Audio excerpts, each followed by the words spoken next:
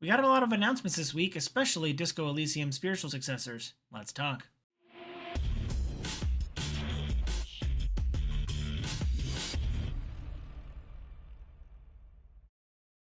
What up, viewers? What up? What up? Calc Soups here, and today is Friday, March 14th, and that means it's time for a quick recap of the week in video game news.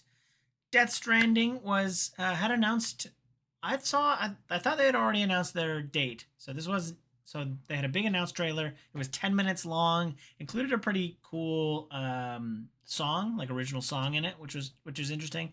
Also, seeing Norman Reedus with like the baby is like with like a slightly old, a toddler is like interesting. So I don't know. As a dad, I'm like representing. As a dad, I'm like, do I need to play the first one to understand this relationship? Like, what's this whole dad thing? Like, I've always heard the illusion that it's like about male pregnancy and all this other kind of. So like, I'm just very confused. I need someone to explain to me Death Stranding. But we got a big ol' announcement. I assume people are excited for Death Stranding 2, just like they were for Death Stranding 1.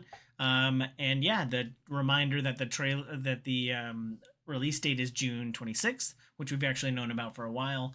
But yeah, this one got me thinking, like, oh man, do I have to play the first one? Can I just pick up on this one and like see Norman Reedus be a dad? Like maybe. So yeah, I'm interested to live in that world, even though I don't know what the gameplay is, but yeah, interesting stuff this week.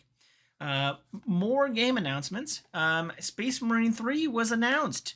I mean, obviously, we are weeks out from, or weeks. Well, obviously, we are years out from anything Space Marine 3. But I don't think this comes as too big a surprise because Space Marine 2 sold 4 million units. And like a lot of people really got into Space Marine, and then the Secret Level Space Marine episode I think is like the most viewed one. So like everybody was all about Space Marine, so I'm excited to see that they're working on a Space Marine 3. Hopefully it doesn't take them 13 years like it did between 1 and 2, and more like 3 to 5. So yeah, I'm curious for more Space Marine because I was excited for Space Marine 2. Now we have our first spirit. I don't know if it's necessarily a spiritual successor if it comes from the company who made the original game, but Zaum has announced their new game called Project C4. I assume that's just a stand-in name. And it explores the mind of a spy, and it's just like a 50-minute or 50-second teaser that just kind of like goes into, and they have the art style which is on point, and that's like a lot of what makes Disco Elysium.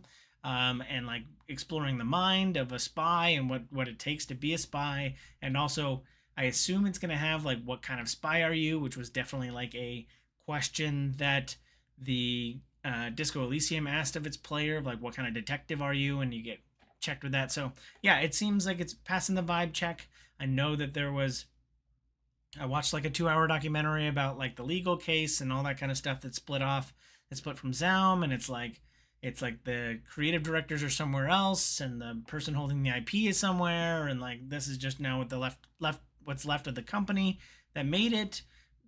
So yeah, like I know that there's a lot of up in the air, and that's why there's so many Disco Elysium spiritual successors. But interesting to see what Zaum is doing.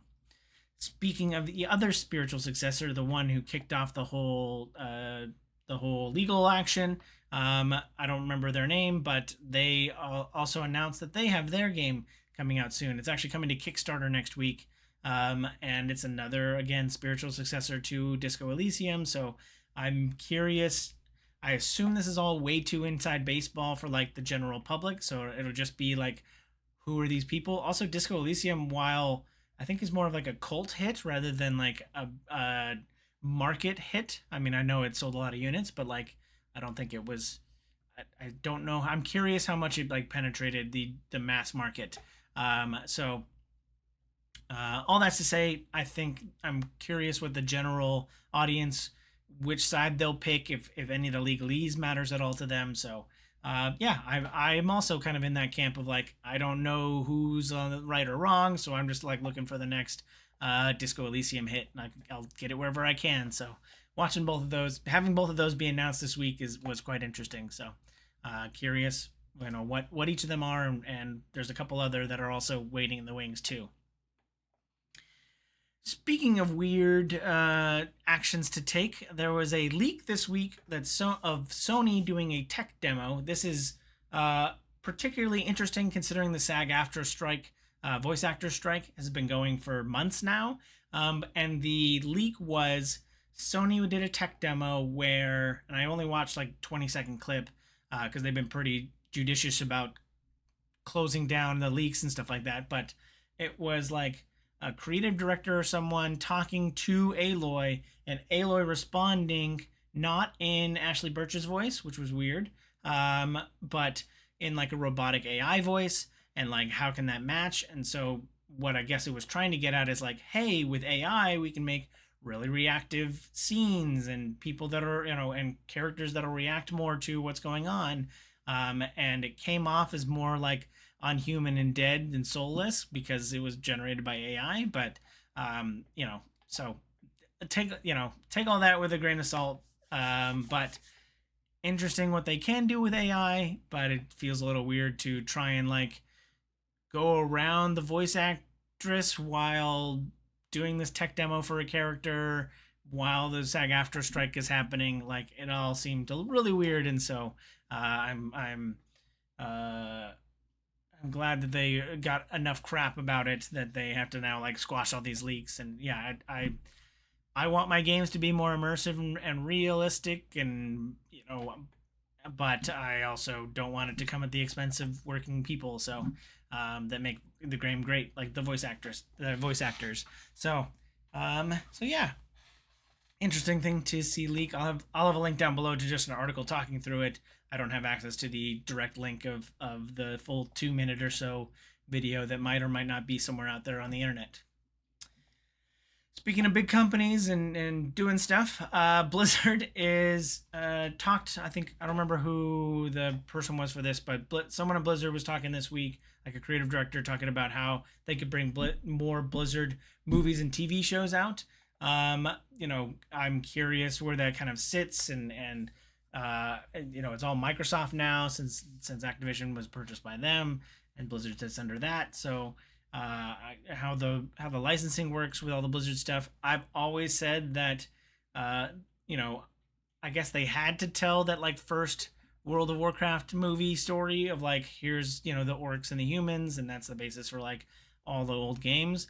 I've always said that the more interesting story is Arthas' story, and that's my personal favorite story within Warcraft. So I was always hoping that even though it didn't get received well, it still made a lot of money, so that we might still get a part two and just start doing Arthas stuff, because I think that's a more interesting and compelling and tighter narrative. So that's it. That would be interesting for me. Are we going to get a live action TV show?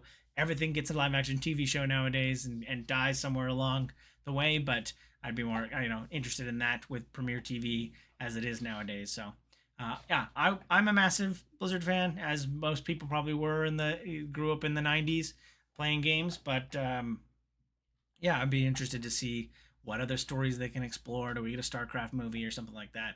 I think that's all very interesting. Soon you will be able to bring Managed Democracy to your kitchen table, because Helldivers 2 is getting a board game, again coming to Kickstarter. A lot of Kickstarter news this week. I think it's actually coming next week. But yeah, you'll be able to play Helldivers 2. It's from Steamforged, which they do a lot of the video game tie-in board games, and so like they did the Horizon Zero Dawn board game. I think they did the Dark Souls one. So they seem to have all of the video game IPs and convert them into board games. So and now Helldivers is coming to a board game, so it'd be interesting. I assume you'll have like lives, or maybe you have different character traits and you'll just come in and maybe you'll have like a package laid out. I'm curious how the systems will interact, and how do you call stuff in? Do you have to do a QuickTime event to do that? So, but I am also an avid board gamer, so getting you able to play cool, unique board games is always fun. So I'm looking forward to Helldivers 2 coming to my kitchen table. Asus is putting out a air purifying monitor. So yeah, they'll make, according to the article, you can like you have a normal PC screen, but it'll also take in like all the dust and debris and air pollutants within like a meter is what the estimated is. So like, again, this is metric system. pulling in like all the pollutants, which I think the biggest use case is conventions, like being able to conventions are already breeding grounds for diseases, and so if every monitor that was screening a video game could like pull out pollutants and be cleared out and all that kind of stuff, although it air purifiers need to be managed and all that kind of stuff, and do you want to really be managing your monitors?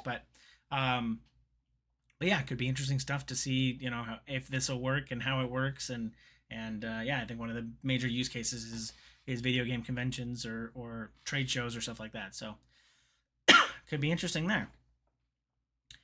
Another announcement this week: Power Wash Simulator, everyone's favorite like vibe and just chill and listen to a podcast and play a video game, is getting a second one. There's a second Power Wash Simulator. I am probably one of the few people who don't own Power Wash Simulator, although I think my wife would love the hell out of that game.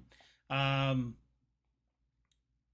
I don't know, like what is more Power Wash Simulator content versus a sequel? Like, what's the difference there?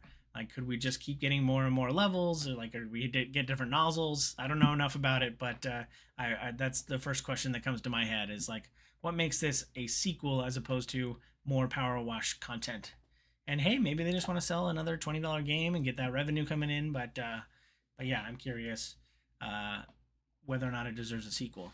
Speaking of big sequels, the Last of Us 2 trailer this week broke all sorts of records. 160 million people watched it in like 3 days. I didn't watch it till this week, and like my coworkers are trying to like talk to me about it all week, and I was like, I didn't watch it yet. But I have watched it now, and it's crazy. And I think a lot of people are starting to speculate like, how far into the plot of Last of Us Part 2 are we doing? Are they doing it in chronological order? Or are we doing the flashbacks like there were in Last of Us? But it looks like really good TV. Hope we get to see more Abby, and yeah, I'm curious where they get in the story. No spoilers, but if they do the thing. So that's all I will say about that. But that's all I have for this week. Let me know if you feel I forgot anything down below in the comments. As always, thanks for watching. I hope you have a super day. I hope you have a super weekend, and I hope you have a super day.